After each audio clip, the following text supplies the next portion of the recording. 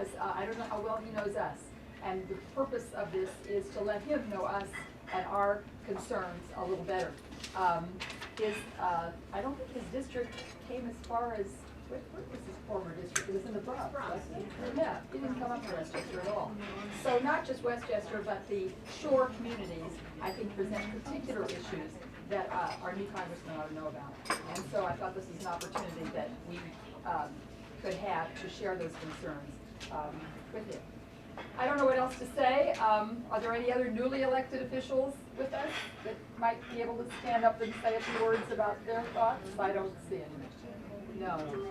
Okay. So I don't know what. I hope he doesn't leave early too, like the last elected official that came before us. Came late and left early. I hope he's around. No, he knows why he's coming. He knows he's coming to listen. Can I say something yes, please. nice about him? Please, yes. I didn't mean to, that sounds really negative. I was negative. I don't mean to. We're going to wait. Go ahead. Good morning, everyone. I'm Nancy Seligson. I'm the town supervisor, but luckily I didn't have to run for election this past few weeks. You were otherwise. Yes, I was a little busy. But I just wanted to let you know that Congressman Engel contacted my office during the storm and asked if he could take a tour with me and see what was going on in terms of the damage. And he has been incredibly open to communication and interested in our community, which I have found very, very wonderful, and also hopefully tells us what it's going to be like working with him going forward. So that's been very good. Thank you. Nancy, you want things. We'll take this time to do this. Right. Sandy. Good. I am so happy. I'd rather not, if that's okay. Just pretend you're on the phone. Right. We're good. I couldn't be happier. I mean, it is the best thing in the world for the town supervisor to have everyone to have electricity. It's really nice. And rare. The bad part is that last night at our town board meeting, we did total up some of the costs of this storm, and so far it is a $250,000 storm for the town of Mamaroneck. Wow. And that does not take into all of the costs associated with the cleanup. That's overtime, the debris cleanup so far, and rental of equipment that we needed during the time to handle all the debris and what was coming down. But I am very pleased to say that we were really prepared as a town in terms of deploying our resources, coordinating our resources, so that when Con Ed was ready to work in the town, we were really working well with them. And we got so much done when we had crews here. I think one of the difficult things for everyone to understand is that the extent of the storm was devastating. And, you know, we all kind of assume that, you know, our infrastructure is just fine and hunky-dory and it's always going to be there. But the infrastructure in our communities is very, very old. And it does not have huge funding streams for upgrades and maintenance. So it's actually kind of fragile. And I think that's something that's hard for people to really recognize. Also, I think there was a perception that we were hit so terribly and only we were without power and every other municipality was fine or they had all their power. And that just wasn't true. I know it was a perception. If you didn't have heat and light in your home, which I didn't for 11 days, it feels like you're it, you know, that no one else could be suffering like you are. But I was on a daily call with the county and with Con Ed, and on the county call, every municipality would go through what was happening in their community. And Steve and I would get off that call and think we were lucky. I mean, we couldn't believe it, that when we had 1 or 2 roads still closed, there were communities that had scores of roads still closed, still had groups of residents that were not accessible, you know, that they couldn't get to them, and thousands of people without power. So, you know, we were making steady progress. It certainly wasn't fast enough. It certainly was you know, a terrible situation for everyone. But comparatively speaking, you know, we did all right. But Nancy, you should mention the CTY, the communication. yes, and I was doing daily robocalls and updates on our website and email blasts. And I found that the people who felt most upset about the circumstances were those who were not getting that communication, because they really did feel alone, understandably so. No TV, no radio, I mean, you're really, you know, it's different. However, if you have not gone onto the website to sign up for these services, the only contact we have with you is your home phone. And if you didn't have power, you probably didn't have your home phone. So please go on to www.townofmamaroneck.org, click onto the Connect CTY icon, give us your cell phone number. Then go on to the email or email us or email you icon and give us your email. So, you know, heaven forbid we have another situation like this, which is entirely possible. I mean, it's the beginning of winter, folks. Then we'll be able to communicate. And I found that letting people know what was going on in the town and comparing it to what was going on in the county and letting them know that we were there 24/7 in our emergency operations center, that the shelter was open, that the pool was free, that the library was open extra hours. I mean, all that little bit of information really helps people. And I'm very glad that we have that system. I mean, we've never utilized it in this fashion before, but that's exactly what it is for. It's for emergencies. How do we fund this? I mean, is the 2% tax cap now going to be a problem in terms of raising the funds to cover all this? Is there an emergency fund that covers the cost? For which? For this money that you said is the cost. Oh, of the this. $250,000. Yeah. Well, hopefully FEMA is going to pay Oh, it is. 100% of it. Right now, they are scheduled to pay 75% of it, but there is an effort to pay 100% of it that's going on. But we don't get that money for 12 to 15 months. We're still collecting money from Irene. So this is another reason that we have to have surpluses or reserves in our budget. And that's what's so difficult in this environment. You know, we have historically held a very, very healthy reserve or surplus in the town of Mamaroneck. You want it to be between 10 and 15% is the industry standard for municipalities.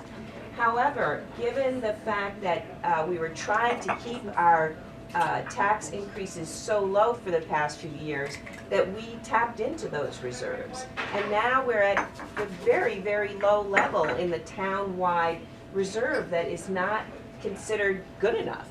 And thank goodness we do have enough reserves that we were able to cover the costs of the storm.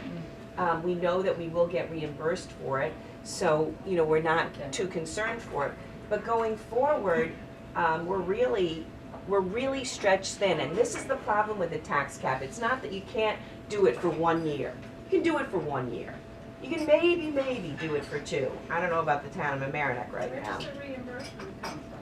FEMA, federal government. And if you read the front page of the New York Times yesterday, there was quite a discussion about whether we should in fact be reimbursing communities that continually rebuild in dangerous areas. I mean, I don't think we would be considered that at all, but they did talk about an island in Alabama that has had hundreds of millions of dollars of the federal government rebuild it every time their 300 residents get wiped out. However, in our budget situation, we're looking, I don't know if you all have focused on it, but the staff has presented to us a budget that increases the tax levy by 6.3%. And 6.3 is much higher than 2. And everyone can understand that. But that increase does not reflect a real increase in our spending. It reflects the real increase in the pension costs, the workers' compensation costs, and the healthcare costs. There's very little of it that's an increase in the spending or the expenses of the town of Mamaroneck, the actual expenses that we create. So, you know, we as a town board have been meeting after Sandy. We've been meeting to talk about the budget and try and determine what we're going to do with this proposal in front of us. I think it's very likely that we will go over the tax levy cap, but it is not in an irresponsible fashion. It's simply to maintain the services that we currently have. We have asked every single department to cut down, cut down, cut down. But guess what? When you cut down, what happens in a storm Sandy? Not only overtime, you don't even have enough folks to do the job. We have 18 men, they happen to be men, in the highway department. 18 men cleaned up this entire community.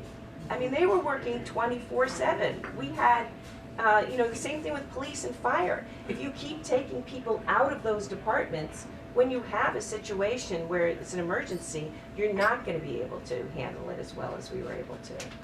So those are some of our issues, and Sandy. One thing that impressed my husband and me, we drove down to Maryland to get out of here and go down to be with relatives.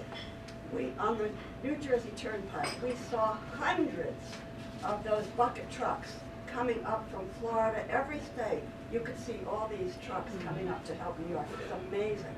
So we got a lot of help from out Yeah, there. we really did. I mean, and what we've been talking about in the town is that, we can't really assess whether Con Ed could have done a better job in terms of restoration. It was truly devastating storm. I don't know how you would prepare for a storm of this magnitude in terms of having those resources on hand at any moment for a storm. We know that they did an abysmal job communicating. I mean, the worst. And it wasn't only lack of communication, it was miscommunication, misleading communication, erroneous communication. They had no control over their own people out in the field and what they were saying. And we had a daily call with Con Ed, and it was so frustrating. Even being on that call was so frustrating. We begged them to just give us their work orders each day. Tell us where you plan to be, how many crews are going to be there, what you plan to do. Are you doing cleanup? Are you doing restoration? Do you have a troubleshooter? They wouldn't give us any of that information. We had a rep sitting with us, a Con Ed rep sitting with us. He didn't know. The way we got information is that in the early morning, he would go out and drive around the town, talk to the crews who were out there, because they spoke the same language. You're not sure what that is. And then come and report to us and sit there in our EOC with us and tell us, they're working here, we think it's going to light up this area, we're trying to figure out the grid, we don't know if it's connected to there, we think that Scarsdale feeds into here, we think New Rochelle has to affect this. I mean, it's so incredibly complicated and so unknown. So yesterday when we were in the county meeting, we said we need to have operations people sitting with us, not just nice guys who are trying to interpret it with us, but people who can really make decisions sitting next to us. We know the town, we know the areas that need help. We know better than they do, how it's all connected. But it was really, really frustrating. So I'm just going to add that in the 2 weeks of Sandy, though, the rest of the government, a lot of the government went on hold. We were running the government out of the firehouse because the town center didn't have power. So we were running it around a desk in the firehouse. And I think we did a really good job of it. But, some things had to wait. So leaves are not going to be collected completely tomorrow. There's going to be a few leaves on the street. And I apologize for that. Sorry, Fran. What I was just going to observe is, from what I hear, as poor as organized, seemingly, Con Ed was in their communication, they're head and shoulders above life. Yes, and that's what I've heard also, that life was much worse. And in fact, I have a friend who writes for a national newsletter on energy.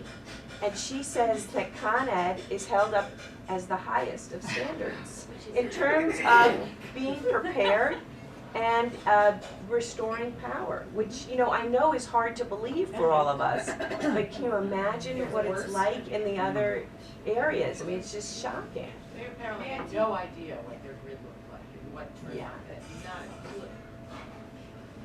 I would just like to know if there is anything, the latest update on what people can still do to be helpful. We get these questions all the time from churches, the various organizations. There's wonderful collections in many places. Is there anything now that you know of? the very latest. Last night we had the head of the Rotary Club, Stephen Bartels, present to the town board, and Ernie's on the Rotary, so do you want to tell about it?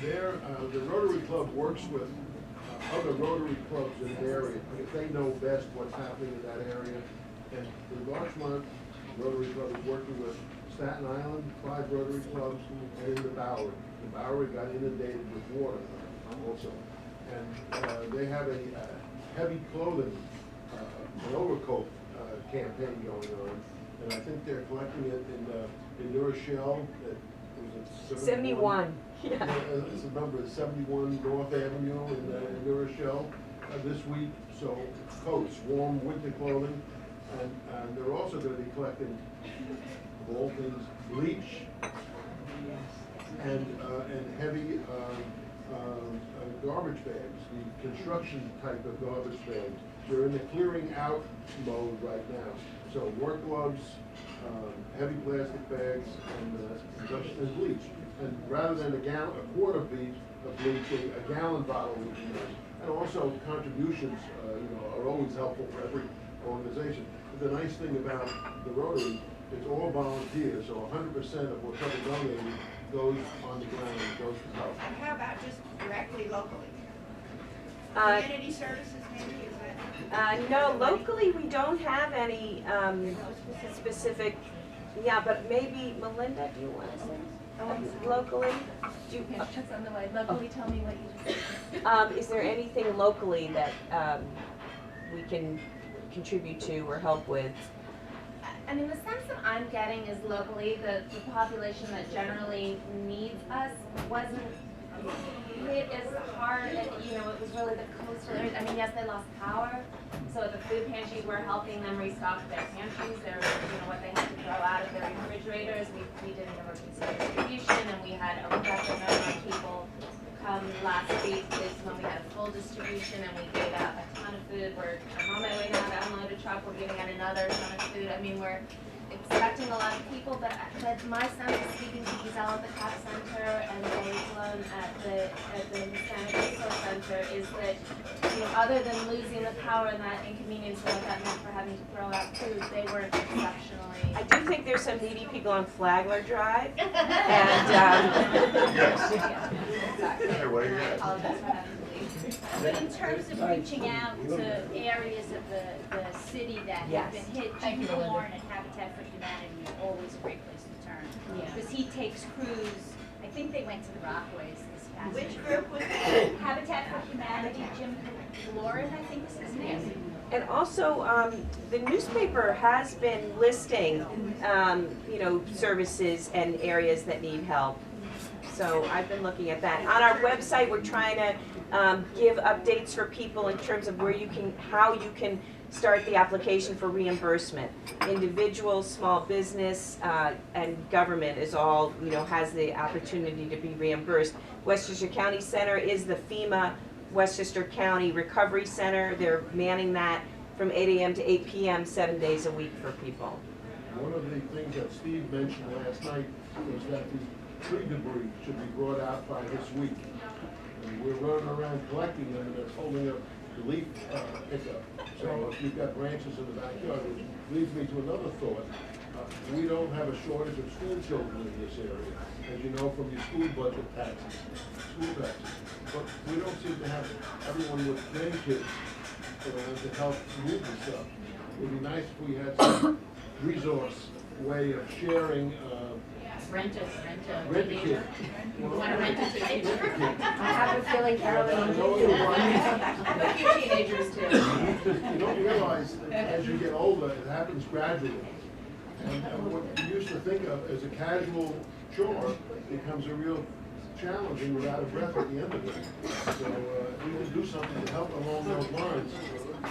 Glad you got workers at the center. Getting back to your comments about climate and like, I read in the paper that the governor is convening some kind of analysis to figure out whether they. 3 commissions. Yeah.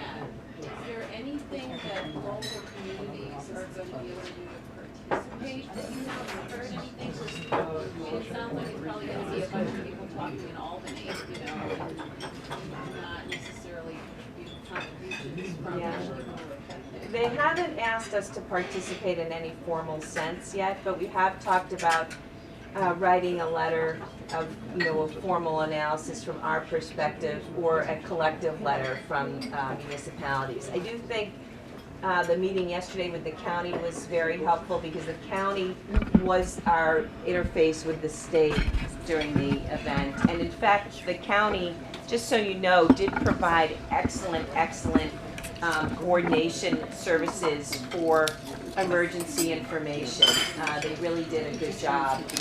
And the meeting today with Con Ed, I'm sure will lead to some other conclusions. But we don't have a formal venue for it right now. But I think that maybe we'll have a letter to them. Nancy, while you have a rapt, intelligent audience, you might want to mention that our draft environmental impact statement about the zoning change is going to be a public hearing. We figured out that. Quite remember the date. Okay, I just wanted to finish up on a couple of things for Sandy, though, to let you know that we had 27 houses that had trees went into them, where our building inspector had to go out and see whether the houses were still habitable. We're going to try and quantify how many trees actually went down. I don't know how in the world we're going to do that, but I think we're going to talk about all the efforts that our highway crew made in removing trees, which wouldn't include trees on private property. And we, at the height of the storm, we had 75% of the community without power and 70 roads closed. So, a week later, even though so many people didn't have power and were still quite miserable, we had made huge strides from that. So I just wanted to give you an idea that it really was, the extent of the devastation was incredible and nothing we had seen before. So, trying to understand or measure the restoration effort is very difficult. And in fact, I did read another article that said we were a few days ahead of restoration schedule compared to other parts of the country when they have similar storms. I just wanted to focus on one other of our monopoly utilities, which is Cablevision. It was very interesting because I did actually drive over to their office and they were in disaster mode, saying they couldn't do a thing until Con Ed did its work. So, but they were very quick to turn things on right after the power came on, which I thought was great. But the question that I have is, a lot of people now, and I'm not one of them, but a lot of people have this triple play where their phones are tied to their internet. And is there a way to unbundle that so that they can, so that piece could be functioning during a power outage? I guess there isn't, right? Well, my understanding is that you can choose to unbundle it. It doesn't have to be Right. I mean, that's what I have. I have a landline, the old-fashioned. But there's so many people that were completely out of contact for so long because they have that triple play. So I think people will, reevaluate whether they want to do it that way. Whether it's If the tree comes down and push the wire out, we had Verizon. We have Verizon, we had no problem, we had no cell phone or anything. I had no cell phone. For some reason, my daughter's iPhone was the same Hi, thing. by the way, I'm Alice Tenney. We spoke to the day before my power came back. Maybe where you were, depends where you're. So I appreciate We lost everything else. I lost we didn't mine. get it back till last Saturday, so I appreciate that you called me back individually and were incredibly kind at a very tense, David. uncomfortable time. But in any event, my understanding, and I only took a cursory look at the form from Con Ed to get reimbursed for up to, I think, $450 for lost food or See, lost, I don't want to call It it. looked fairly complicated, so maybe I just wasn't reading Support. I don't know how to it do it. thoroughly. And I felt like, because I had to call Cablevision, everything was fine, I was having trouble with, had nothing to do with the power thing, but I on talked to the him 3 days recording on Cablevision, while you're waiting That for was somebody, obviously afterwards. they said something like, if you've lost power for a significant amount of time, go to our website and find out how you can get a credit. And did you know on either of those, Con Ed or Cablevision, how tricky it's going to be for us to do that? Because it should be fairly simple. They know we were out I'm without already power. registered for the credit on Cablevision. All you have to do is call. Oh, really? Yeah, It's just still, hang on the phone for a while. Okay. It takes about 10-15 minutes on hold. And then they'll give you a period of time. and how about, And they credit it on the next and one. how about Con Ed? Has anybody tried to do that yet? Con Ed, what they had said publicly is that they are reimbursing people for the days that they, you're needed. So you didn't use Right. when you were down. No, you I had realize to they use won't it. get So they- charged for days I didn't have power, but how about all the food I had to throw? I threw out everything. I know, what I suggested for my mom who was out for like 8 days was to look at her policy, her insurance policy, because her homeowners actually covers it with a $100 deductible. And Alice, I think that there is, A lot of people have that already on there, and it's gonna be quicker than Con Ed ever will. if you can get through to the recovery center, I think they'll be able to give you all that information. On the phone. Yes. Thank you. Robin, you had your hand up.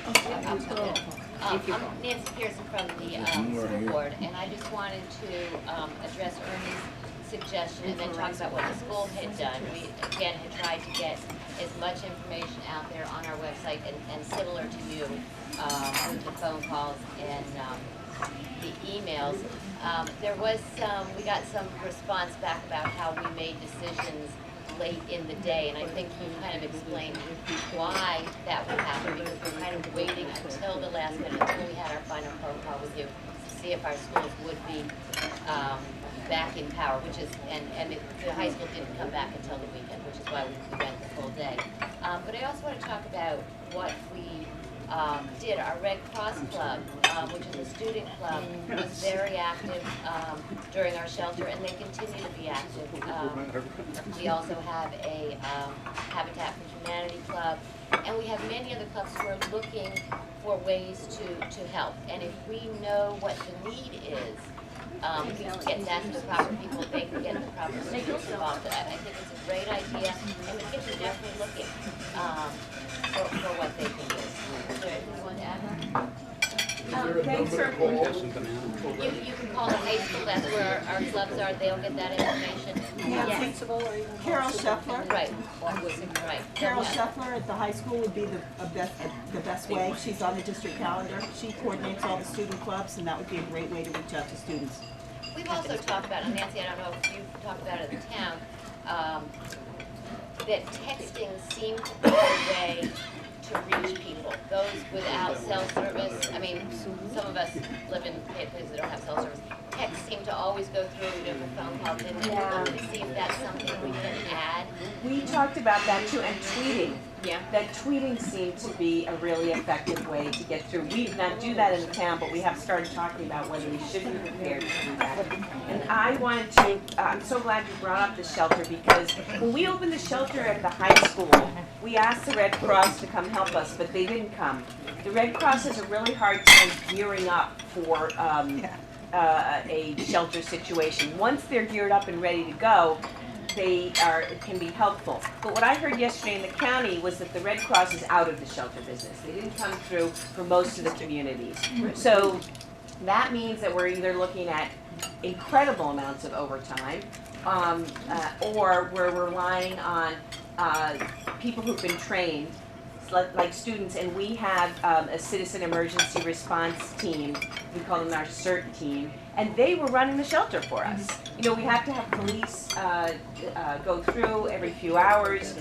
We have to have our emergency response people set up the shelter, but then we had volunteers really running it, which is amazing. We had about 30 students from the high school that were very committed, Yeah, very and involved. that- They were there. And that is so helpful, because the crisis at hand was so extreme in terms of safety and security for the entire town, and then providing shelter was such a need when we knew right away that people were going to have to leave their homes. Then we closed the shelter at the high school because, if you remember, it was still kind of warm in the first few days after the storm, and people couldn't handle being in their homes. then when the weather started to turn cold and the libraries were staying open later, we were getting calls from the library that there's a lot of people here. Can you please send some police? We're busting at the seams. And I said, oh my goodness, if they need help, we have to open the shelter again. So we decided to open it at the VFW, although at the moment we opened it, the VFW didn't have power. Oh. But the high school didn't have power either. So we were talking about which place is easier to use a generator to heat. The VFW was easier. We also didn't think we would get scores of people. We thought we'd be able to handle it. This time we set it up, but the Red Cross was able to come and help us. We never had a huge amount of people there. It was 10 to 12 people a day, 5 or 6 at night. At one point, we had a bunch of people from Poughkeepsie staying in the shelter. We think they were shelter shopping. And you can't turn away anyone from a shelter. It is a very critical thing to have. Absolutely. We tried every town, They lost all the their towns, power. no offices open. So I can't have it go over once. I can It's one of those. No, it was really upsetting because some people were very desperate for 10 power. guys You know, volunteered to go hospitals were Staten out, Island nursing last homes were out. We had people call us We and couldn't say, you know, afford a I'm on a van, to rent a respirator, van. I It have a cost us disabled $800 child, to I rent a have an van to drive elderly them parent. down. And we could actually not handle that at the shelter. We had to advise people that they either had to go to someone else's home, or if in the worst situation, they had to go to a hospital. And that was really terrible. But the county maintains a list of people with special needs that we will incorporate into our emergency planning going forward. We didn't have that much of it this time. When you say the persons out of the shelter business, are you saying that they had a manpower problem, or are you saying they had a No, it was our perception that it was a manpower problem. They're not able to provide the kind of service that was once expected of a Red Cross. Are they not providing the cots and the? We actually have the equipment now with the town. We decided that we would hold all that equipment here so that we could gear up fast and not have to wait for them. So we have a giant trailer that it has unbelievable amount of stuff in it that we've been using. So the cots and the Yeah, blankets and the. but it's getting them here that was the tough part. Do we have to wash all those blankets and what's gonna happen there? I'm gonna ask Michael Libertani that. With the situation with the high school being village and you being a town, why is it that the town is coordinating this? The town has taken the lead in coordinating it because we're the town and because you know, we have a broader jurisdiction. But we're working so closely with the village of Mamaroneck and the village of Larchmont. We were coordinating the police security for the shelter. It was just alternating among the 3 We were municipalities. getting the call from Norm also. Yeah. So he was talking about, and he said Hampshire. I said Hampshire, that's Larchmont, town of Mamaroneck, and Yeah. VFW. So I knew that there was something, but I was just wondering why was the town taking the lead on it? You know, because we run the community services program for the 3 municipalities. And so that And the burden and ambulance. responsibility really falls to the town in our minds. And we're the only ones who have a town-wide budget that, you know, where we can do these things and it's, you know, shared among all 3 municipalities. Which I think is perfectly appropriate. And you know, we, as much as I know there are these crazy divisions in our municipal boundaries, you know, when it comes down to it, the 3 municipalities really are one in so many ways. And so we really, and because of the schools certainly. So that we all look at it. I mean, I was calling Ann and I was calling Norm during the storm. How you doing? How's everything going? Do you need help? Or, you know, can you give us help? Whatever, there was, you know, the boundaries get eliminated in those times, which is good, I think. I was just gonna say, in addition to implementing text, as Nancy was indicating, email for us was so critical because even if people didn't have their phones working, they somehow managed to have access to their emails. Whether it was going to a neighbor's to charge their phone, everybody seemed, or most people seemed to have email. And also our district Facebook page, I think was helpful. Some people, so we had regular emails and regular postings on Facebook. Denise? Oh, Denise Wooden from the Rye YMCA, and I believe it's the Red Cross who contacted our executive director to see if they could house workers that were coming into the community at the Y. Unfortunately, we don't have a residence associated with our Y. And we said, well, they can sleep in the gym, we can set up something in the gym overnight, but they, if you can be out by a certain time because our members are coming in to use it, and it wasn't useful, they need 24/7 shifts coming in and out, sleeping in the gym basically all the time during that time. So we couldn't accommodate that, but we did open the doors to everyone in the community, members or not members, and so we had scores of people there too who were coming in to take hot showers. We set up new activities for kids, and we had, after 2 days, the first 2 days we had power, people were coming in to power up their devices and just hang out and be someplace warm. So it was great to be able to offer that, and knowing that there's going to be a long-term need. We have a very enthusiastic member who approached us, what can we do? Let's do some kind of drive and see where the need is. So we're actually going to be working with Catholic Charities to deliver whatever's needed to neighborhoods in New York City. And so that's something that we're in the process of setting up now. And the drive is going to be held for 1 week. I believe it's December 8th or 9th that it's going to start, but we'll be getting some publicity out about that. And we have yet to see exactly what they need at that point, so that's forthcoming as well, but the Y will be a collection point for whatever's needed. I just wanted to let you know also that as well as giving Elliot Engel a tour of the damage, I also gave George Latimer a tour of the damage. And that wasn't just for fun. I mean, it was really good for them to understand the extent of the damage in our community so that they could also advocate on their levels to do it. Well, we also, I want to let you know, one sec, that we, I think that I returned 200 phone calls and over 300 emails, in those 2 weeks, which is an unprecedented amount of communication, personal communication and just total communication. We had hundreds of fire calls, which is just way, way above and beyond our normal amount. We had something like 100 carbon monoxide calls. We usually get 1 or 2 a month. This was over 100, and usually they're only because the alarm is faulty. Over 40 of these were real calls that needed help, and it was because of generators. So we're there's talk about trying to help folks understand about generator safety and what really needs to be done, because that was scary, and there was a lot of concern on the part of the fire department, because when power goes out, it's actually much worse in terms of fire hazard. And we had wires that were down that were electrifying other wires that were on the ground going into houses. We had several house fires during the storm because of wires electrifying other wires. And thank goodness alarms were working in the few houses where these fires started, and so the fire department was there and we didn't lose any houses. But you've heard so much about the fires during the storm, and it's a very, very real problem.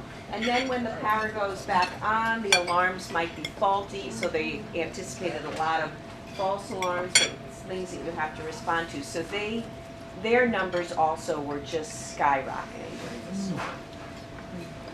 I just wanted to go back to your comment about the libraries being busy.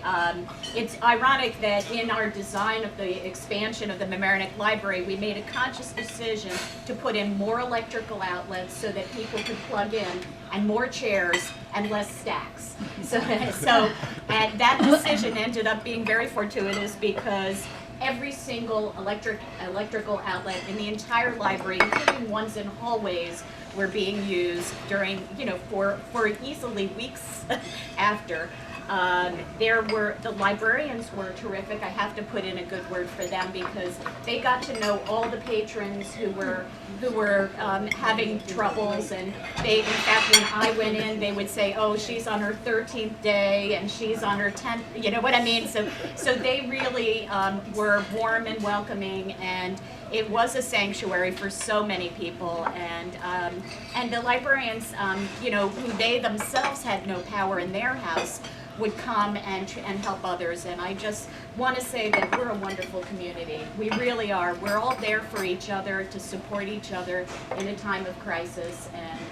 And I just want to say, look back and see something positive out of what we just endured. I think that's true. At some point I was getting quite discouraged that I was fielding all these calls of people who were blaming me for the weather and the electric grid. And, I know that Supervisor is an exalted position. That's a little too much. And so it was hard to explain to people, and people so upset. I pay so much in taxes, but your taxes are not related to Con Ed. And when you pay your electric bill, it doesn't go to Nancy Seligson or the town of Mamaroneck or Ernie Odierna. It goes to Con Ed. They're a separate company. And it was hard to hear everyone's hardship, which was really tough. And I definitely understood that and sympathized, but yes, and empathize. But what was pointed out to me was that that was just a tiny minority of the population that was calling with all this distress. And in fact, the majority of folks were enduring it, and were coping, and were taking care of themselves. And that's what I also took from it. No, I just want to say that if you need help getting those branches out to the corner and those kinds of things, there are plenty of guys at the center who would be available. Call Marissa at 835-1512, and she can very quickly get you help with that kind of cleanup.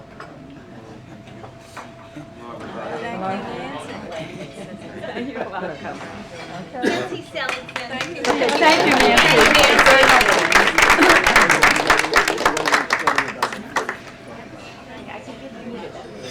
Good morning.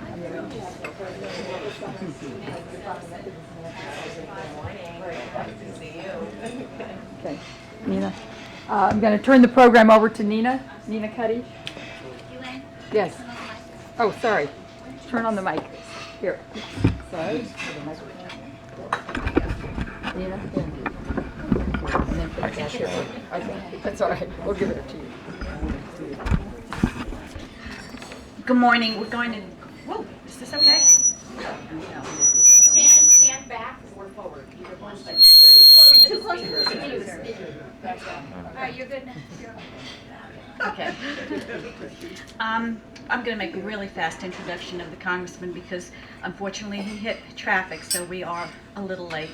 The congressman started his political career representing New York in the Assembly, I think from 77 to 88. And I believe from 89 to 93 he was the representative for the 19th Congressional District, and from 93 to 2012 the 17th, and now the newly formed 16th. A native of the Bronx, educated at Lehman College, has a master's from City University and a law degree from New York Law School. Am I right? I'm impressed.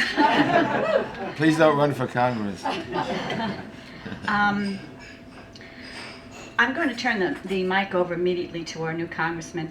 Welcome him on behalf of our community and everyone here. If I'm talking fast, A, I am from New York, and B, we are running late. So we would like to hear a little bit more from you. We do have questions, and there are questions from the audience, there are questions from the summit, but why don't we start by you telling us what you have in store for Larchmont Mamaroneck. Thank you. Thank you. Well, good morning, everyone. I'm fine. Good morning, everyone, and thank you for that very nice introduction. I apologize for being late. Traffic was just horrendous today. For some reason, we figured going north wouldn't be so bad. It was awful. We had to get off the highway and kind of make our way around. But I'm happy to be here, and thank you for inviting me. And I look forward to this opportunity. As you know, reapportionment happens every 10 years. It's based on the census, which was taken in the previous 2 years. Census is always in the year that ends in 0, and reapportionment is always in the year that ends in 2, based on the population. New York, unfortunately, as I've been now, I'm finishing my 24th year in Congress. New York has lost seats. When I came to Congress in 1988, we had 34 representatives, and in the new Congress we'll have 27. And that's like musical chairs, because we had 29 the past 10 years, and you know you're going to 27, and it means, remember when you were a kid, musical chairs, the music stops, and 2 people wind up without districts. So fortunate for myself and for Nita Lowy, the 2 of us, by the way, came to Congress together the same year, the same day. We're classmates. Luckily for us, we weren't the 2. What happened was the legislature, Democratic-controlled Assembly, Republican-controlled Senate, couldn't agree on lines. So for the first time in my political history, the lines were imposed by the federal courts. And when the federal courts impose the lines, they just draw it, and that's the way it is. So Nita wound up with 48% of my current constituents, and I wound up with 48% of her current constituents. But luckily, we're best friends. Our records are indistinguishable if you look at our voting records. And so she's a great congresswoman, and I hope to prove to you that I'm as worthy as your new congressman. The 16th district is Westchester based. It's 2/3 southern Westchester and 1/3 North Bronx. It takes in the Westchester communities, if you think of everything south of White Plains, except for some of the river villages. That's the new Westchester part of the 16th Congressional District. In Congress, I serve on 2 important committees. I'm on the Energy and Commerce Committee, which deals with health care, energy and power, and telecommunications and the environment. I'm also one of the senior members of the House Foreign Affairs Committee, where I have long championed good U.S.-Israel relationships, have done every single issue in terms of all the Irish fighting, the Balkans, and I've chaired the Western Hemisphere Subcommittee, which is Latin America and the Caribbean. I hope next time I come to speak to you, and I will be earlier next time because I will leave earlier. I'm in the running now for rank. I'm a Democrat, as I'm sure you know, and Democrats did not get the majority in the new Congress. But what happened was, on the Foreign Affairs Committee, the former chairman, current ranking member, was defeated in his election in Los Angeles, and so I am the leading contender for the ranking member on the House Foreign Affairs Committee, which would mean that I'm the leader of the Democrats, and if the Democrats were ever to get the majority, I would be the chairman of the full standing Foreign Affairs Committee, which is an important position. I'm really honored to be considered for it, and right now I'm considered the front runner for it. Ironically, Nita is also doing the same thing as me with the Appropriations Committee. So Westchester could find out that its 2 members of Congress will both be ranking members on 2 very, very important committees. So I look forward to that as well. You all know the problem with Congress. We are now going in lame duck session. By January 1st or 2nd, we have to find a way of compromise, or else we're going to go off a fiscal cliff. I don't think people really want that to happen. I certainly don't. But if you're going to have split government, as we do, Democratic president, Democratic majority in the Senate, and Republican majority in the House, politics has got to be the art of compromise once again. And it needs to be a thing where each side doesn't get everything that it wants, but that each side gives a little and gets a little. My own view, in a nutshell, and then I'll answer questions, on the deficit. We're continuing to spend more than we take in, which is not sustainable in the long term, and we need to balance our budget. I don't think we can do it overnight. We need to move to it, but unfortunately you cannot balance the budget, in my opinion, just by cutting programs. It doesn't work. You can't do it, and the cuts would be so devastating that we would all think that it was unwise policy. So you've got to do a combination of tax increases along with cutting spending and closing tax loopholes, although that won't do it itself. But for instance, I cannot understand why we continue to give these large subsidies to big oil when they are making record profits year in and year out. We really need to be smart about what we subsidize and smart about what we do. We haven't been smart about what we do. And by the way, there's plenty of blame to go around. When Bill Clinton left office, we had record surpluses and now record deficits. We can blame both parties. Both parties were not fiscally prudent. Under Bush, we fought 2 wars on a credit card. We didn't pay for it. Both the Iraq War and the Afghanistan War are not paid for. So we are borrowing money to have those wars and sticking the tab with our kids and our grandkids. Unconscionable, I think. Medicare Part D, good program to an extent. I think it's a good program. Helps seniors with prescription drugs, not paid for. We can't do that anymore. We need to really just get our house in order. And again, it really means compromise. And both sides are going to have to swallow hard. I think I'll stop because I think there'll be questions. I'm happy to answer questions about anything you want, not necessarily only about what I've spoken about. But I just want to tell you that I am so happy to have Larchmont Mamaroneck and the other parts of the Southern Westchester. It's like a dream come true. I've said this before, right? Like I died and went to heaven almost. Yeah. This is a great area. Great people, smart people, people who really know what's going on. And it'll be my honor. Well, I can say it now because I was elected. It'll be my honor to represent you. I'm a hands-on type of a guy. I like to listen to what people say, and particularly when I'm coming into an area that I haven't represented before, I want you to tell me what you think I should be doing, not the other way around. I know I have experience. I've been around 12 terms, just reelected to a 13th. And by the way, 76% ain't so bad. I'm really happy with it. So thank you.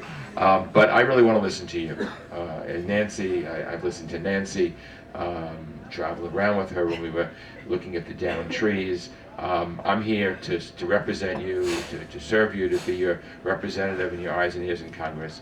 And I really want to hear from you, not only this morning, but all the time, what you think I should be doing. So thank you very much, and welcome, all of us, welcome to the new 16th District. Thank you.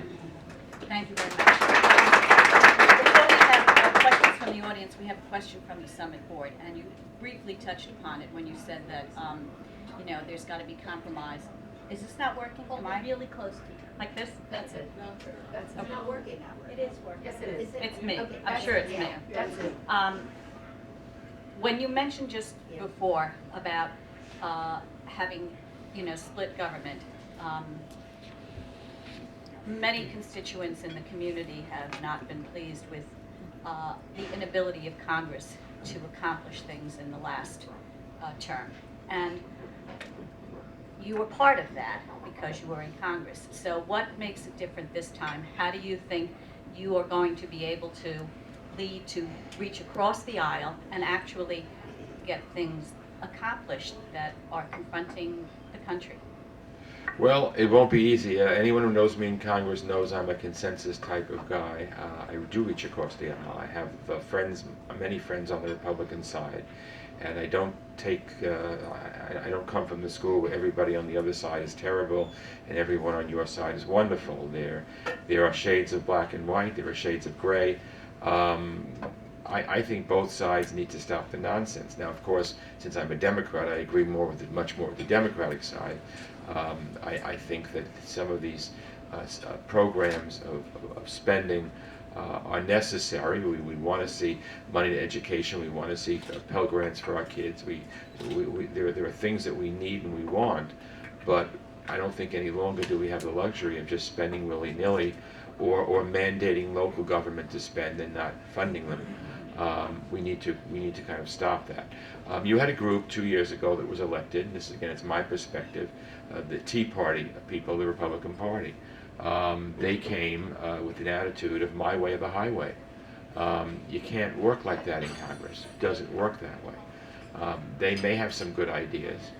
I think they have some off-the-wall ideas, but they may think we have off-the-wall ideas.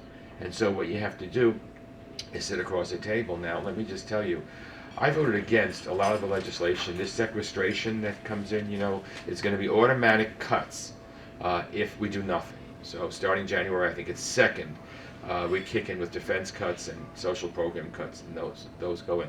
I voted against that bill. I was a handful of people voted against it. You may remember we formed a committee from the Senate and the House. It was a committee of, I think, 12 to hash out the differences and come up with a program for everybody. I said at the time I thought that was a stupid thing to do. We have 435 members of Congress and 100 senators. And if the 535 of us don't do our jobs, we shouldn't be punting it to a committee of 12. What would make us think that the committee of 12, which is heavily divided, 6 and 6, is going to come to any more of a consensus than the whole House and the whole Congress? So I voted against it. I thought it was a stupid thing to do, and I thought it was something that was we shouldn't have voted for. But we voted for it, and it was in. There was also about a year ago, there was a compromise to continue the Bush tax cuts. I voted against it. I don't think those tax cuts are sustainable. I want tax cuts. I don't want to have tax increases. I mean, who of us does want to do it?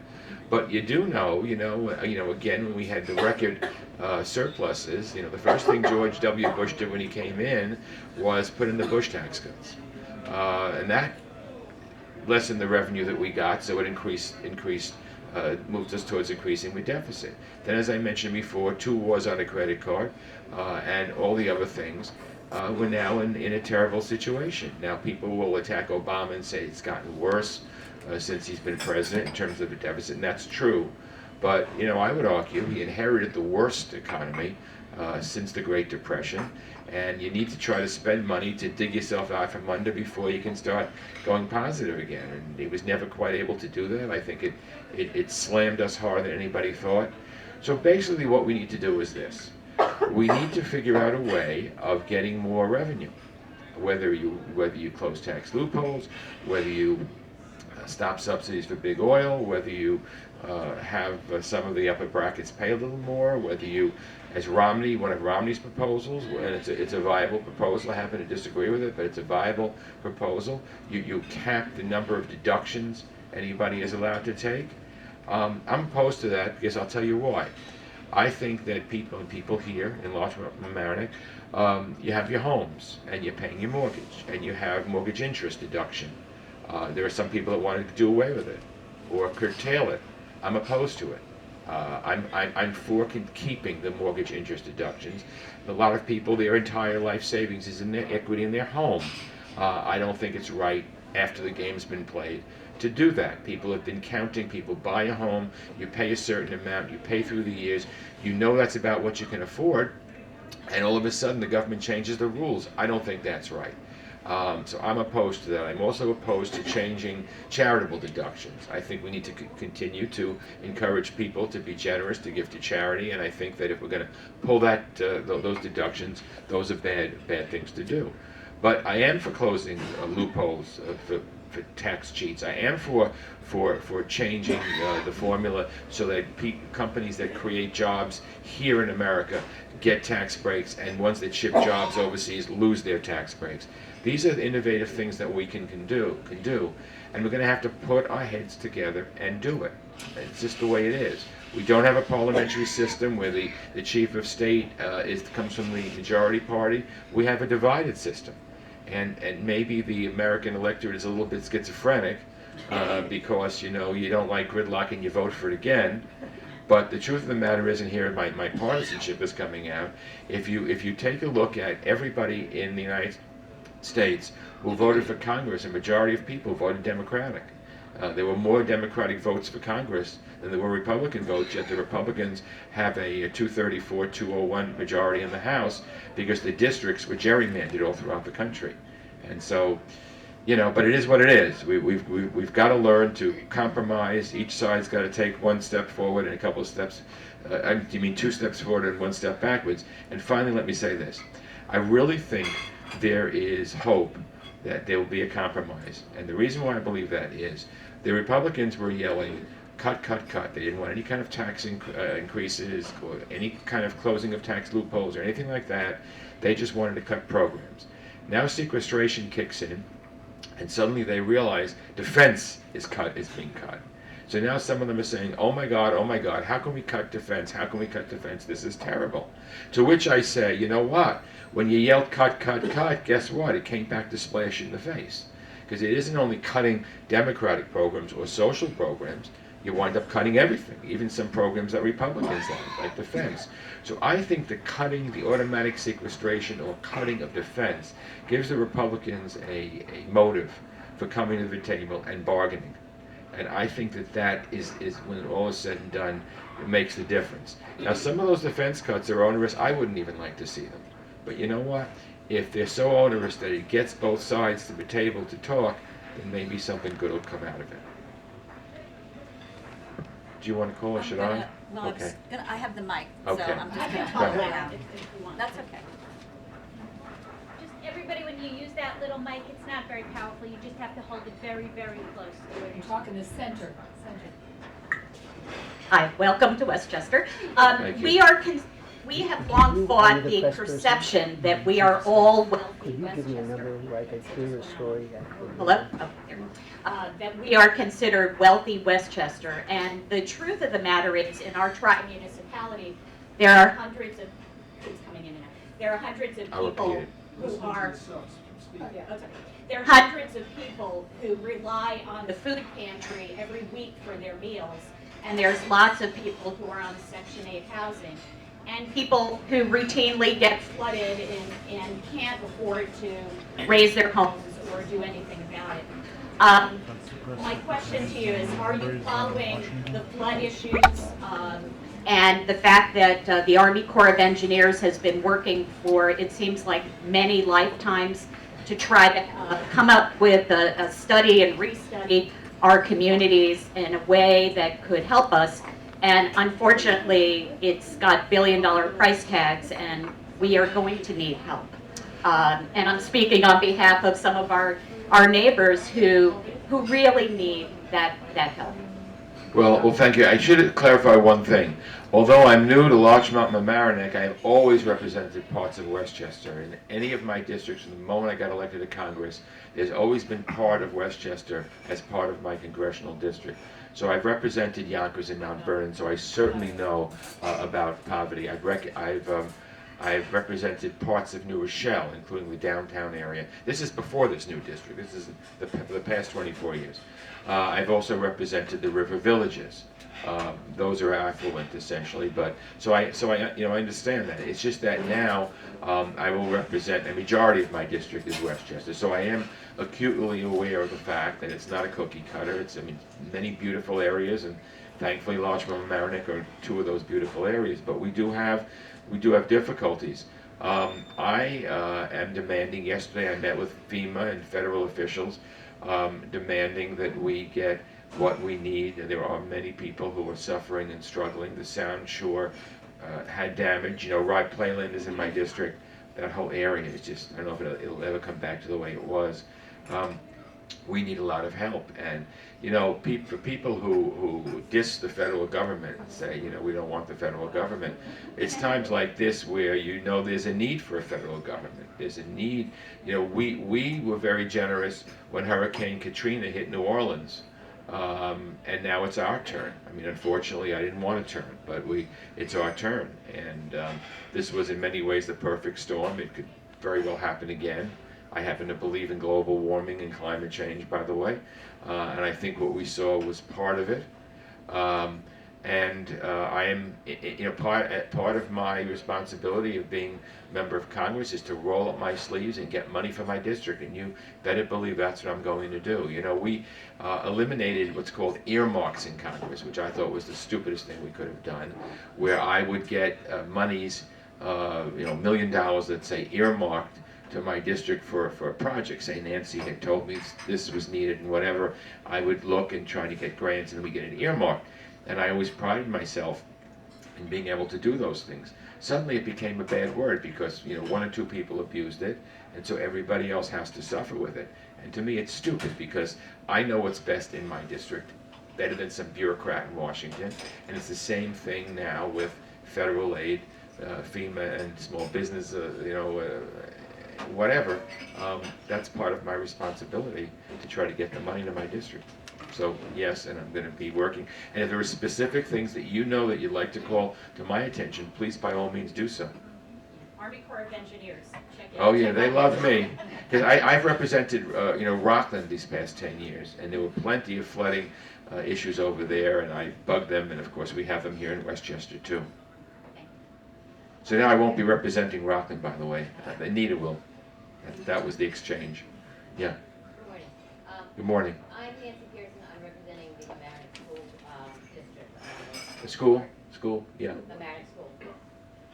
And I wanted to follow up on your talk about the sequestration.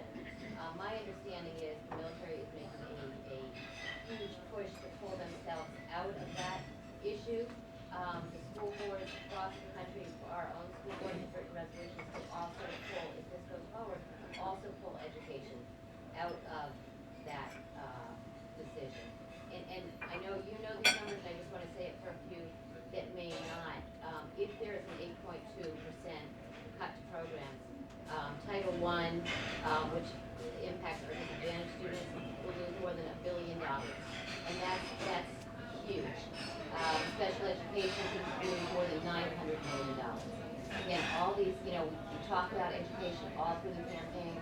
If you make these cuts to education, it will impact us. New York already has our 2% tax levy cap. We just can't go higher.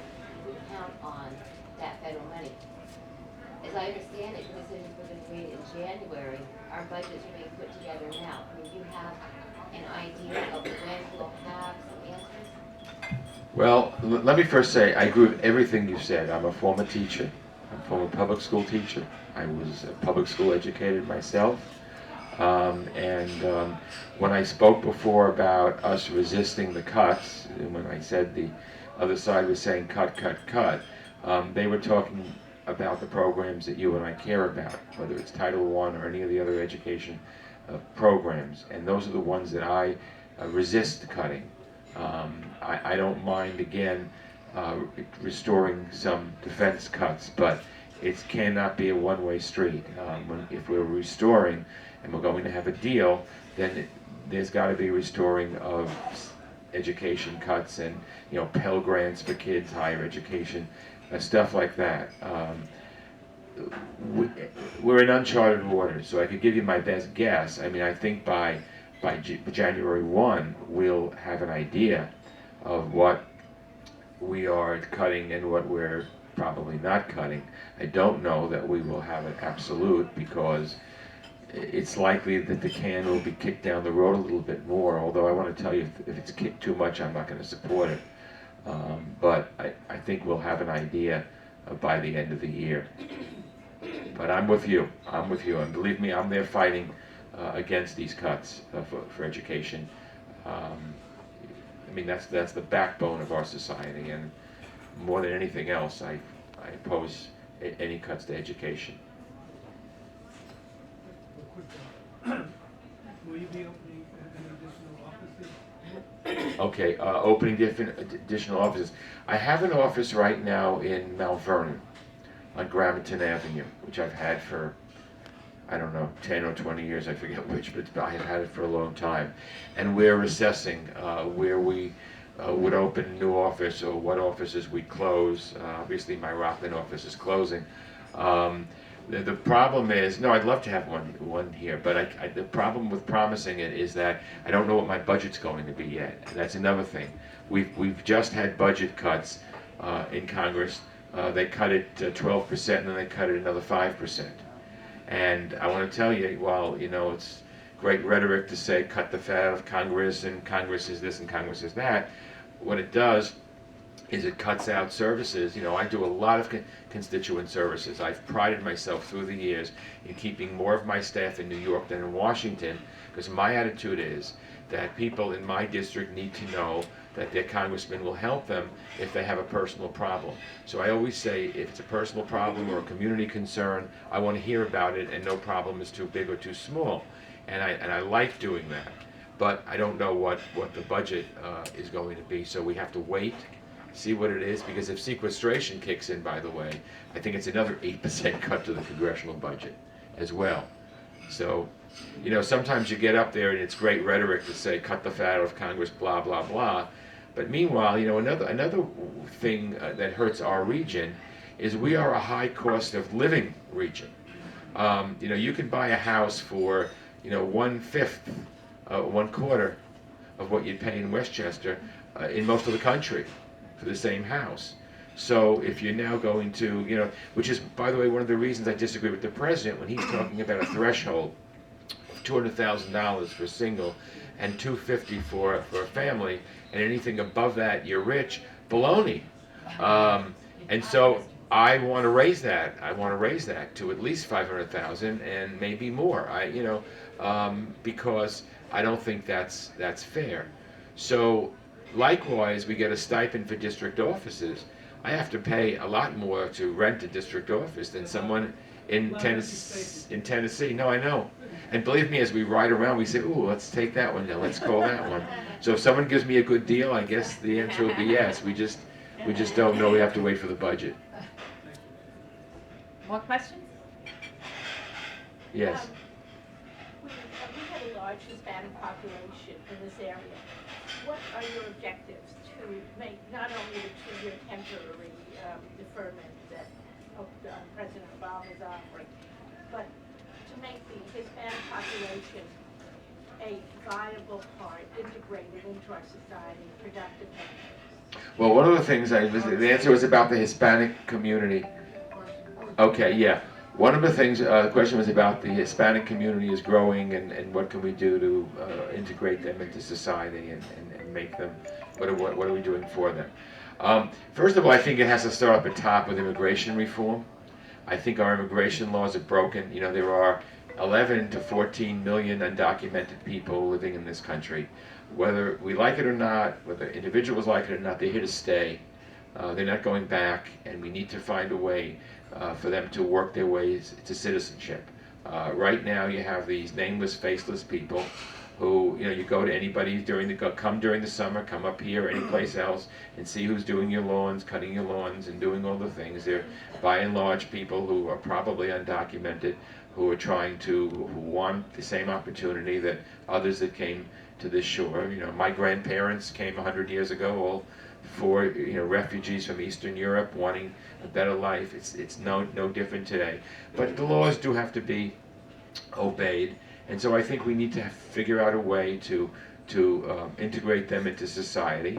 And for instance, I support the DREAM Act, which we had passed. It would a lot of people that came here illegally brought infants with them, or small children with them, who were 2 or 4 or 10 months or whatever. And these kids grew up essentially as Americans, because it's the only country they know, and suddenly they get to a college level or beyond, and they're not citizens. And some of them, you know, they can be deported back to, say, a Spanish-speaking country. Some of these kids don't even know Spanish because they grew up in the United States. And so we can put our head in the sand and pretend it doesn't exist and get on our high horse and say, well, these people came here illegally and we're not going to reward them. Well, what do you do with their kids? Maybe if you're mad at the parents, okay, but what do you do with the kids? They've served in the military, they've paid their taxes, you know, they've been good citizens, but they're not citizens. So we need comprehensive immigration reform. And by the way, it does also mean defending the border. I don't think the border can be opened up and everybody can run across. We need to have border security and border patrol and to degrees that it makes sense. But I don't think we should penalize the people who are here. If they want to be Americans, let's figure out a way. Maybe they pay a fine. Maybe they, you know, have to learn English and they have to pass a proficiency test and show that they've been paying taxes. And then we have a program to work their way to citizenship. So that's what I really favor. Yes. What is the outlook in the Congress to put in the agenda the immigration bill for the next year? It is possible to put it on the agenda and then start a discussion? Yeah. The question was the agenda for an immigration bill. The president has said he wants to do it. Harry Reid in the Senate wants to do it. Frankly, the problem is going to be the House. which is Republican controlled, and generally they have not supported this kind of legislation. Now maybe they'll change, maybe we can come to sort of a compromise, but that to me is the real problem. When we had a majority of Democrats in both houses from 2006 to 2010, we passed the DREAM Act on the floor of the House, and they used the filibuster, the Republicans did, in the Senate to block it from coming to the floor. That was our best chance. So it never came to the floor, and therefore it died. Now maybe there'll be a change in attitude, because a lot of Republicans who were stung by the Romney defeat are saying that they need to reach out to the Latino community more, and maybe there'll be a reach out, maybe there'll be a change. But if past attitudes prevail, it's going to be tougher. So, yes, sir. Is there any possibility of having a coalition with reasonable, moderate Republicans and Democrats to overcome the Tea Party? Speculation. Well, theoretically it would be possible, but you know what happens in the House? The majority party, and Democrats do this too, so it's not just Republicans, the majority party never likes to use votes from the minority party to make the majority. They like to get the majority from within their own ranks. They call it the majority of the majority. And so while theoretically you can do that, and there are times from time to time it's done, it's harder because then the speaker feels that he's lost control of the agenda because he needed the other party to put things over. And then if he does that, then his own party might, rile themselves up and throw him out. And there's also another dynamic happening in the House. The Speaker is John Boehner of Ohio. The Majority Leader is Eric Cantor of Virginia. Eric Cantor is generally more conservative, and the Tea Party people kind of align with him. And Ryan's part of that. And the feeling is with Boehner, he's got to watch his back, because if he makes a misstep, they'll have a coup and they'll throw him out, and they'll install Eric Cantor. And so that's another reason why Boehner probably won't use Democratic votes to get him over the majority. He'll have to get it within his own caucus. There's three parties in the House, Yeah. Well, there is. I mean, look, the American public wants us to work together, and we need to work together. It doesn't mean we got to love each other. It doesn't mean we got to agree all the time. But you work together, and sometimes you have to. I voted for many omnibus bills, which are huge. And there were parts of those bills that I didn't like. It's not like every bill I vote for I like 100%. You got to decide. You only have a yes or a no vote or a present vote. You can't say I like this 80%, but I want to change this 20% of it. It was like healthcare reform. I mean, I voted for it. There are parts of the bill I don't like, but it's take it or leave it. That's what you have to do. I want to acknowledge my friend Ernie Odiana. I'm embarrassed now.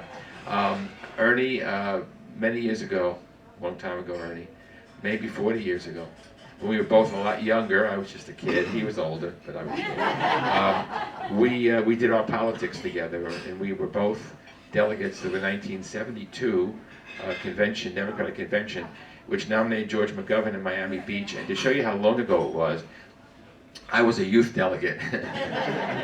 Good old days. But Ernie taught me a lot of what I know in politics. That's the truth. So I'm delighted to now be his representative again.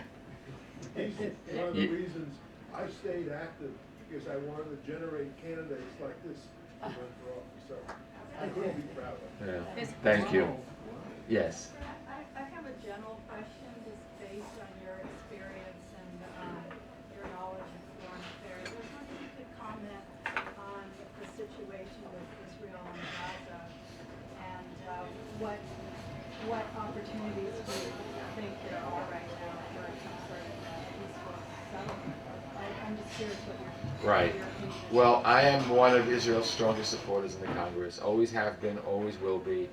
Doesn't mean that I think Israel's right all the time. I don't think the United States is right all the time. But by and large, I think Israel has the right to exist, frankly, as a Jewish state, Jewish homeland, and has a right to live in peace.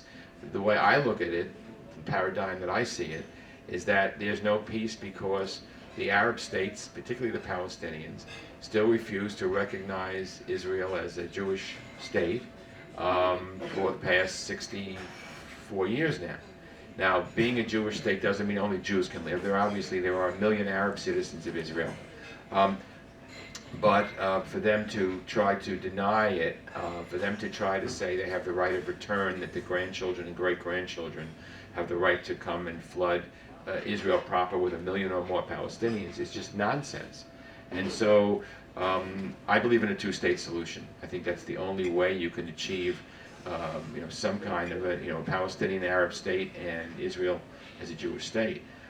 What we're seeing going on now is I'm sympathetic to Israel because I think no nation can tolerate rocket attacks day in and day out on its citizens, on its civilians. And that's what Israel has to put up with. The Hamas militants who control the Gaza Strip, you know the Palestinians are divided. You have Fatah, which is a much more moderate faction, controlling the West Bank, and you have Hamas controlling the Gaza Strip. Hamas, they're militants. They are backed by Iran. They are radicals, and every day, Israeli civilians, particularly in the southern part of Israel, have to endure these rocket attacks. And I think Israel finally said enough is enough.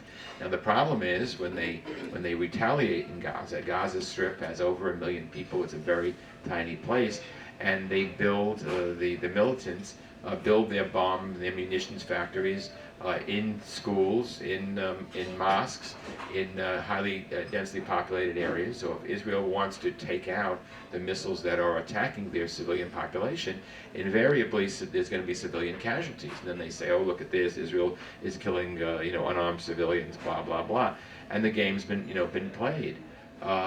So I am pessimistic, to tell you the truth. I'm not optimistic, because I still think, I mean, if you read the New York Times this morning, you'll see that these skirmishes strengthen the militants' hands, and you now have the militancy on the upswing all over the Middle East, in Egypt, and all over the place. And of course, Iran is the money behind it, fanning the fires, doing all kinds of things. So, in a way, the United States wants to get involved to try to broker a peace deal. But from my way of thinking, the peace has to come from the inside out, not the outside in. I mean, if they're not willing to negotiate a peace deal, then you can't impose it. You've got to hope that people would want to do it. The problem is you have the two Palestinian factions who hate each other, by the way, vying for supremacy. And as long as you have that, the militants are going to play up, Israel and the destruction of Israel, and unfortunately, that's what is playing to the Arab street, and that's what they hear, and they're embracing militancy. And so I think we're in for a period for the next, I don't know how many years, of a very, very difficult situation. Egypt was a major change. The Islamists now control Egypt. I feel we should continue to give them foreign aid as long as they maintain their peace treaty with Israel. But if they ever tear it up, I would stop foreign aid the very next day. Egypt is like Pakistan. You cannot afford to cut it loose because it's too important, and you want to have some influence there. But I think we have to look at the world, that part of the world, as it is, not as we wish it to be, and not have blinders on it. I think in all the years I've been in Congress, I feel less confident about Middle East peace now than I've ever felt before. Sorry to say it. Doesn't mean we should throw our hands up. We have to keep trying and doing these things. I mean, to me, the problem, even with the moderate Palestinian faction, so-called moderate, everything is relative, in the West Bank, there needs to be direct negotiations between Israel and the Palestinians. That's what has to happen.